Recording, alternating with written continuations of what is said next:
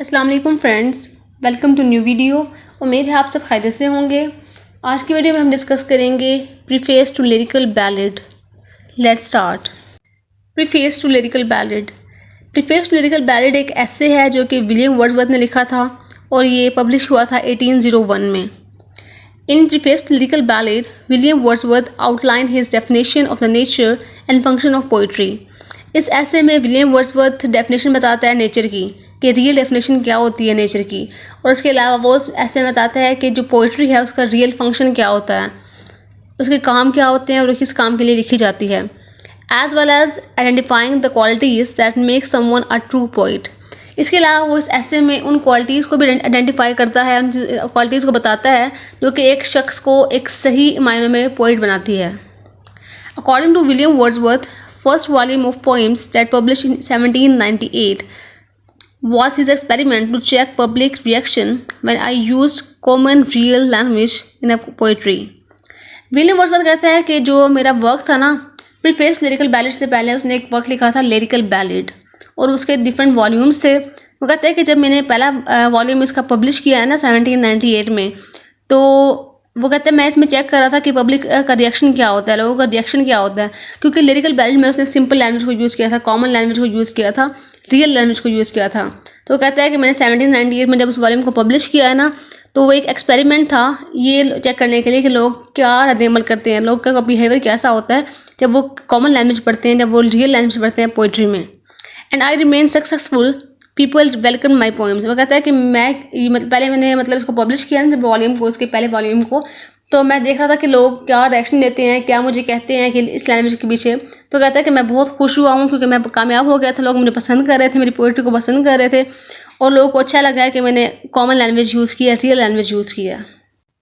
इसके बाद वो इसमें कहता है कि एस.टी. कॉलरिज ने और मैंने, मतलब कि विलियम वर्ड्सवर्थ ने और एस.टी. कॉलरिज ने डिसाइड किया है कि वो पोइट्री लिखेंगे इन डिफरेंट स्टाइल, एक नए स्टाइल में, एक मुख्तलिफ स्टाइल में, क्योंकि ना उनको लगता था कि जो उस टाइम पे जो पोइट्स पोइट्री लिख रहे हैं, जो राइटिंग कर रहे हैं ना, उनका जो स्टाइल है वो बहुत मुश्किल है, उनकी जो लैंग्वेज है वो बहुत मुश्किल है।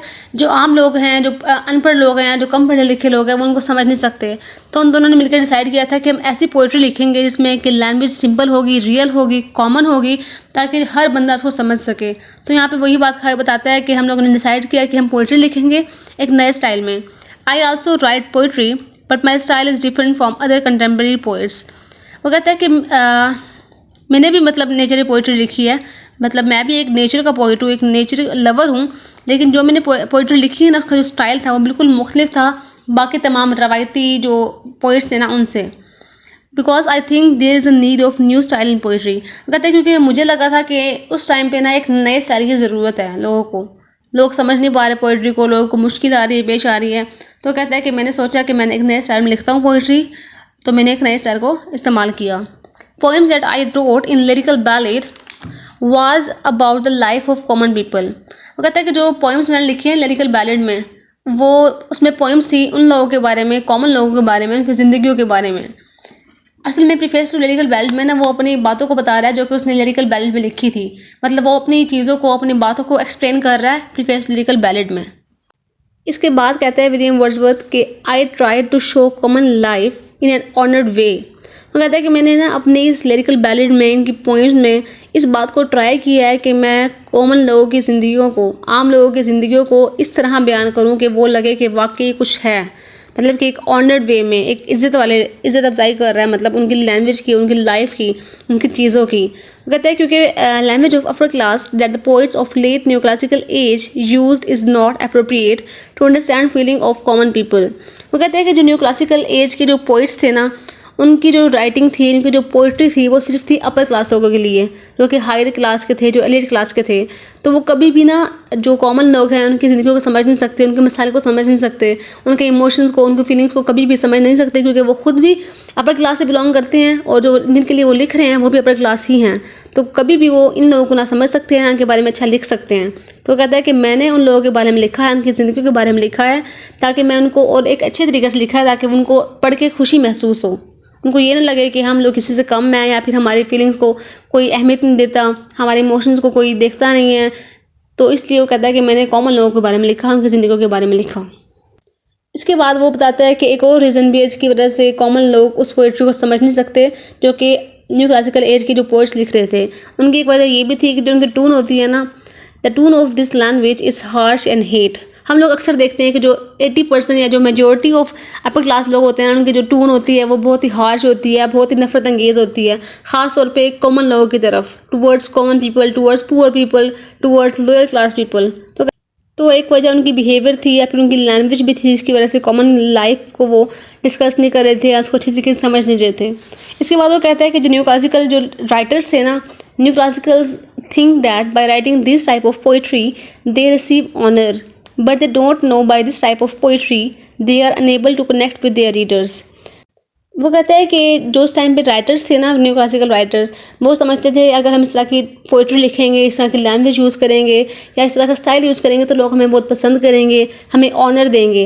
वो कहता है कि जबकि वो बात जानते नहीं थे कि अगर वो इस तरह की पोइट्री लिखने से वो अपने रीडर्स से, अपने जो उनके पढ़ने वाले हैं उनसे बहुत दूर हो गए हैं, क्योंकि उनका कनेक्शन नहीं बन पा रहा। अगर वो इस तरह की लैंग्वेज यूज़ करेंगे, इस तरह का स्टाइल यूज़ करेंगे तो वो कभी भी अपने रीडर से कनेक्ट नहीं कर सकते। क्योंकि अक्सर ऐसा होता है कि जो उस टाइम के रीडर्स थे ना, मतलब रीडर्स पढ़ना कुछ और चाह रहा है लेकिन जो राइटर है वो कुछ और लिख रहा है, तो कभी भी वो लोग आपस में कनेक्ट नहीं हो सकते। जबकि राइटर को चाहिए कि वो रीडर्स के माइंड को पढ़े कि उनको क्या चाहिए, वो किस बारे में पढ़ना चाहते हैं, उसी बारे में लिखें, जबकि उस टाइम पे ऐसा नहीं हो रहा था। इसके बाद कहता है विलियम वर्ड्सवर्थ के जो उस टाइम में जो पोइट्स थे ना, न्यू क्लासिकल पोइट्स, उनकी पोइट्री को पढ़ के जो वहाँ के लोग थे, जो रीडर्स थे, वो डल हो गए थे। क्योंकि पोइट्री का जो पर्पस होता है ना, वो होता है प्लेयर, इन्जॉयमेंट, लोगों की इमोशंस को, फीलिंग्स को समझना, उनको कंसोल करना। जबकि उस टाइम की पोइट्री थी ना, वो ऐसा कुछ भी नहीं कर रही थी, तो वो पढ़ के लोगों को ज़्यादा डम हो रहे थे, वो ज़्यादा डल हो रहे थे, तो उस वक्त पोइट्री का कोई फ़ायदा हो नहीं रहा था असल में। इसके बाद कहता है विलियम वर्ड्सवर्थ की जो पोइट्स है ना, poets should use emotions as well as thoughts. Poet को इमोशन का यूज़ भी करना चाहिए और थॉट्स का यूज़ भी करना चाहिए। But William Wordsworth gives more importance to feeling. लेकिन हम देखते हैं कि जो विलियम वर्ड्सवर्थ है ना, ज़्यादातर इंपॉर्टेंस फीलिंग्स को देता है। It is realised at one point when William Wordsworth said that I try to give feelings to actions and situations rather than giving action and situations to feelings। इसके बाद William Wordsworth कहता है कि I used common language because it is realistic and relatable language so that I can give sense of thought to my readers. वो बताता है कि मैं कॉमन लैंग्वेज क्यों यूज़ करता हूँ। वो कहता है इसलिए यूज़ करता हूँ क्योंकि एक तो ये रियल लैंग्वेज है, ये असल लैंग्वेज है, कॉमन लैंग्वेज है, और दूसरी कि ये रिलेट करती है लोगों को। मतलब कि अक्सर हम लोग देखते हैं कि अगर हम कोई पोइट्री पढ़ रहे हैं, कोई शेर पढ़ रहे हैं उसका, तो हम समझते हैं कि हमारे बारे में बात हो रही है, मतलब हमारे साथ भी ऐसा सब कुछ हो चुका है, हम लोग उस बारे में सोचते हैं।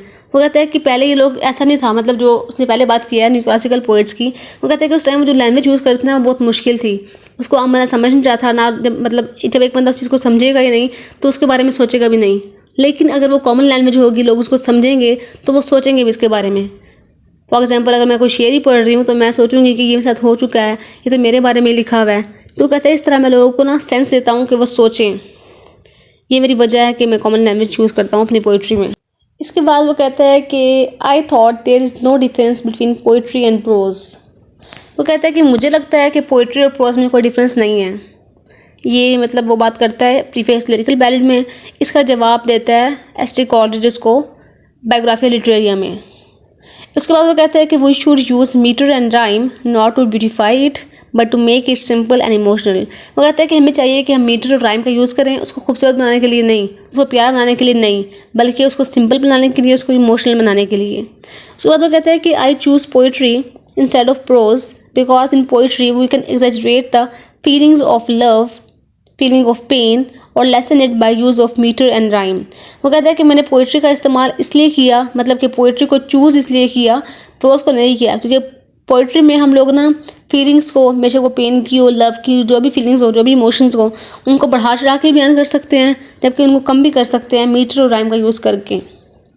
इसके बाद वो कहता है कि जो शेक्सपियर था ना, Shakespeare also use metre and rhyme in his work, that's why his work give us pleasure more than pen.